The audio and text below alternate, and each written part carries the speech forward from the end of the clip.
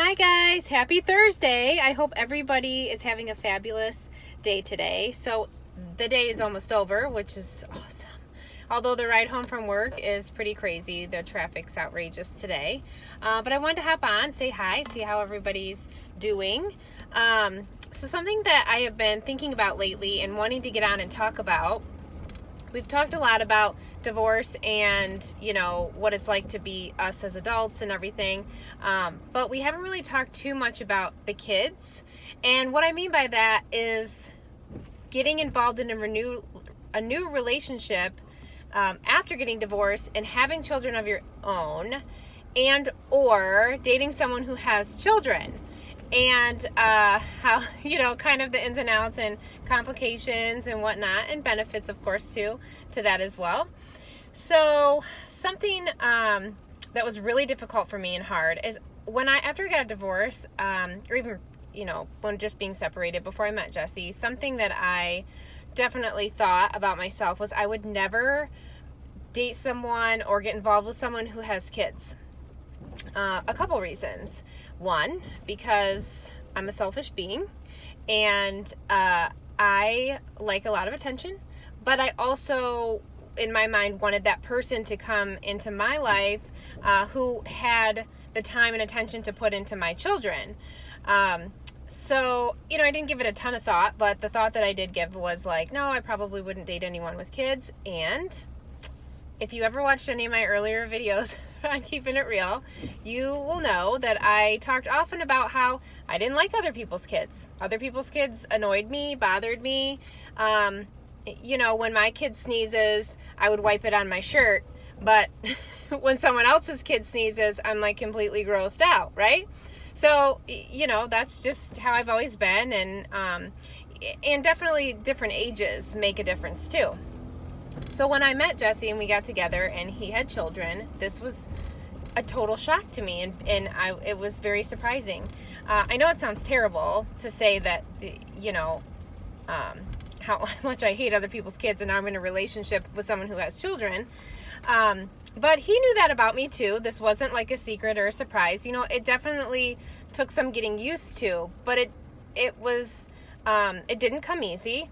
And not only because I'm sitting here saying that I don't like other people's kids, it just didn't come easy because, I'm a mom of two and I parent a certain way and, I raise my kids a certain way, and bringing other people's kids into the dynamic was difficult and weird. And when, in the beginning, when we lived separately and we would get the kids together, it felt like a play date. And there was really no obligation or responsibility as far as that was concerned. It was just me wanting them wanting them to be comfortable around me and vice versa. It wasn't about parenting each other's kids or anything of that sort. It was just about a play date and a fun time and everybody getting along. And slowly as time went by and our relationship progressed and we started hanging out more, and they started like spending the night at our house. We weren't living together. They were just sleeping there and staying there.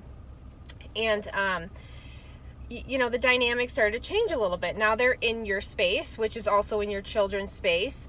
And my kids, they have their own bedroom and they share their own bathroom. Even though, in all fairness, Mason's in our bathroom all the time. Like, it's really my daughter's bathroom, but it's supposed to be my kids' bathroom. We have our own. So, one thing I was extremely adamant about is, my children did not ask for this all to happen. They didn't ask for the divorce. They didn't ask for me to get into a new relationship, and especially a new relationship involving someone else's children that are now going to be part of their space. So in my mind, I completely just freaked out. I was like, listen, if we are moving forward and you guys are going to stay here and have the boys stay here every other weekend, like, nobody's sharing rooms, nobody's sharing bathrooms. Like, it was like a big thing for me because I didn't want my children to feel like, okay, mom's in this new relationship now and he has kids, so, make room. They're getting, they're taking over in your space. I was just really afraid of that. I wanted to be really protected of my children and their privacy and their space during this whole process. So that's when the project, which some of you might have seen, that we started finishing the basement in my house. And the reason for that is because I wanted all of our children to have a space of their own where they could go and feel comfortable, including his kids. Because, I can speak what it's like for me and on my side, but I can only imagine what it's like for his children to come into someone else's space where now his dad is staying and, moving his stuff in, potentially going to live there. I mean, and now you're just coming over. I'm a stranger. This place is, the home is strange. So I wanted everybody, I felt like building that new space in the basement was a new thing. It didn't belong to anyone. It was a new structure that we were doing together, which everybody could enjoy newly together. And initially it was going to be his boys' bedroom, was going to be downstairs, and we were going to do, their room and bathroom. But we realized that that space was going to be better off used as a community space instead of just designated to them.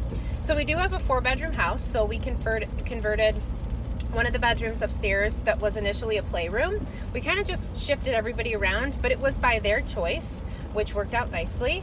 I didn't feel like I was moving anyone against their will. So we kind of shifted everybody. The boys his boys share a room when they come every other weekend. We did a bunk bed, trundle bed thing. Mason still has his space. Ava got her brand new room, which she was excited about.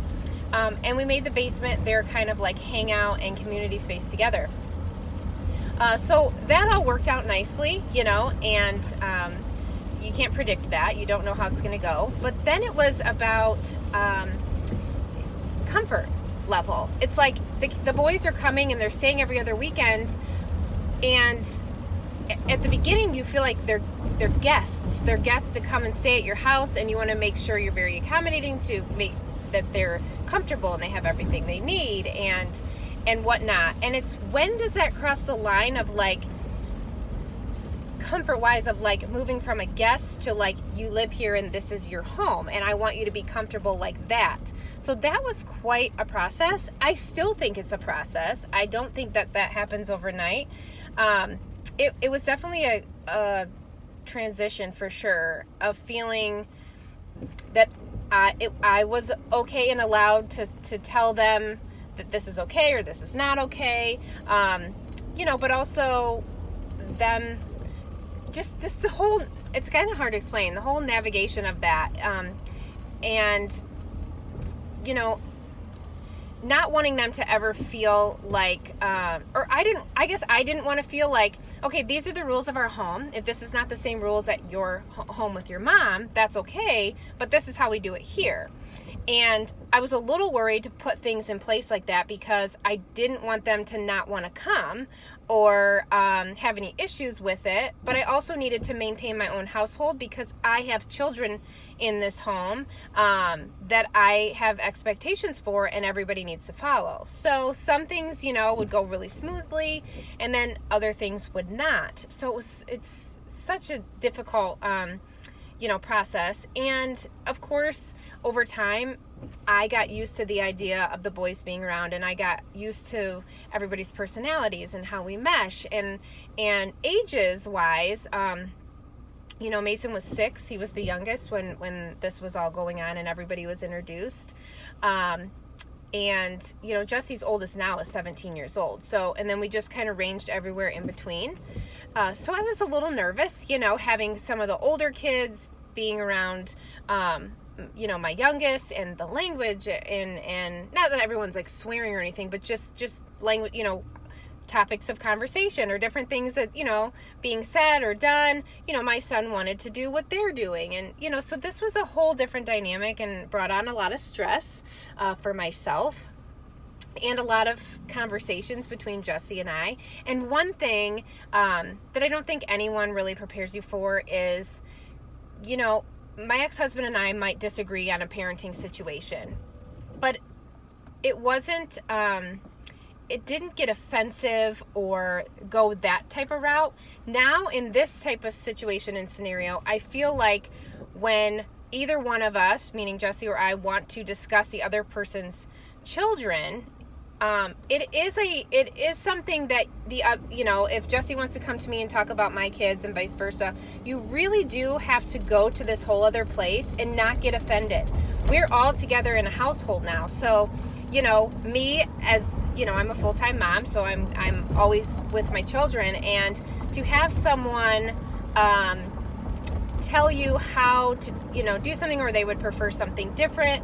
I had a hard time with that. I took a lot of offense to it, and I got angry right away. But then at the same time, in the same sentence, I would have something that I thought I needed to express or say, and I truly was coming from a good place on the flip side. So I had to remember that and remind myself, like, nobody's out to get each other. Nobody's out to say that either one of this has bad children, or, that you're bad parent. None of that. But it's a different dynamic coming together and having to be respectful, of everybody's space and how they parent and what they're comfortable with. Something that my kids might not be used to, or that might not have been how it went, but now that there's other people involved, we have to respect their comfort levels too, and what they need in a household, and really have to kind of change things a little bit. And I always wanted to protect my kids so much, as we do as parents, like our kids go to school and we hear if someone's, bullying them or forcing them to do anything in any certain way, it's like mom to the rescue, and you want to save your children. So it is difficult, and it is hard. And I think those are topics that we should talk about and kind of express and kind of roll off from there too. But I wanted to bring it up. I wanted to start that conversation and see what other people's situations are, and their advice or tips or stories. And the best part is for those of you who don't hold back. And I totally fine with saying, like, I am not a fan of other people's children, and I didn't want to date anybody with kids. I was a super selfish person who wanted all of their time and attention to be devoted to me and my kids. And I was really upfront about that. And it is so crazy to now see the dynamic and see, we're a family, of 7 now. And here I thought it was just going to be a little family of 4 forever. We're a family of 7. I mean, that's huge. So yeah, I want to hear about other people's situations and scenarios too, and advice, because it's a learning process. There's still hurdles to get over. We're still working through them, as our kids, progress and get older, and new dynamics in the household. So I'd love to hear about it, and we'll start talking about it too. So I hope everybody's having a fabulous day today. I hope you have a great night. Have a wonderful weekend. And so I'll talk to you all later. Bye.